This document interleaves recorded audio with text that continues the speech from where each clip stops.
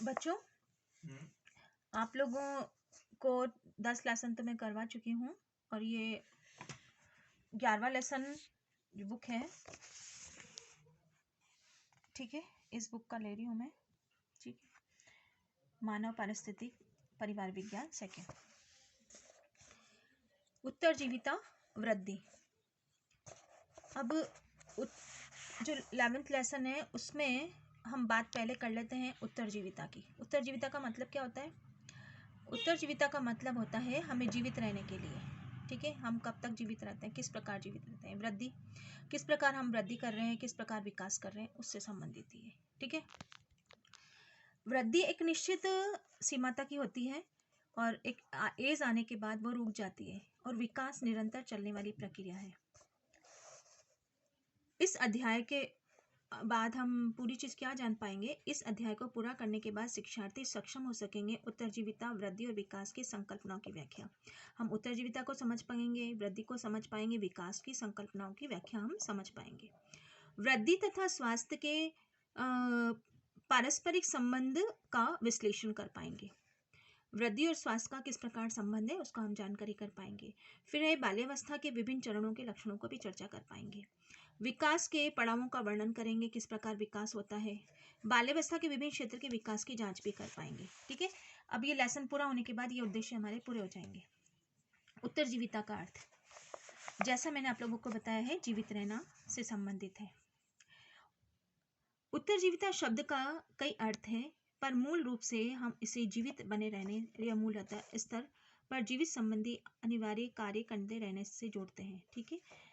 जब बच्चों को उचित देखभाल की जाती है तो उन्हें पर्याप्त भोजन उपलब्ध कराया जाता है। रोग पैदा होने पर जीवाणुओं को उनसे उनकी रक्षा की जाती है, जीवित रहते हैं, ठीक है। बुनियादी कार्य करने में सक्षम होते हैं। पोषक तत्वों की कमी होने पर, संक्रमणों से ग्रस्त हो जाने पर उन्हें इन आक्रमणों से उबरने में आवश्यकता होती है, क्योंकि ये उनकी उत्तरजीविता के लिए एक संकट है।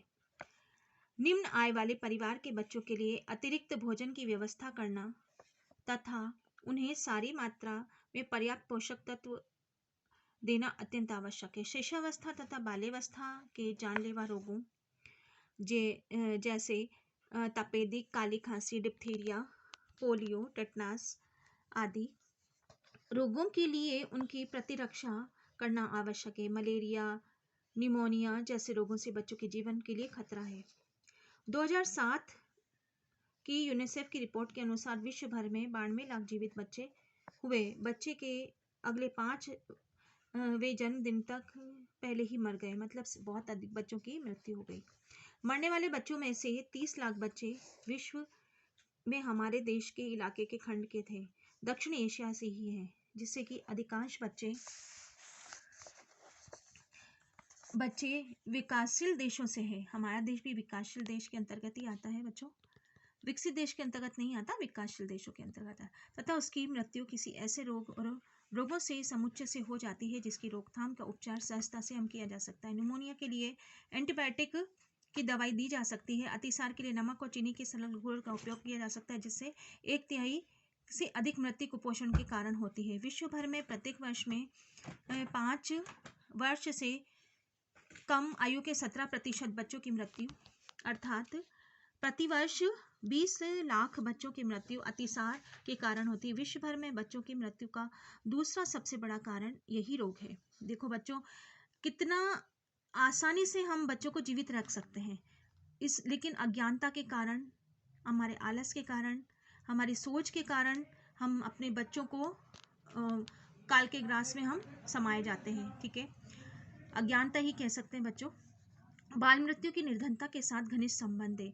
निर्धन देशों तथा धनवान देशों की निर्धनता लोगों के लिए शिशु तथा बाल उत्तरजीविता की प्रगति में बाधा बनी हुई है।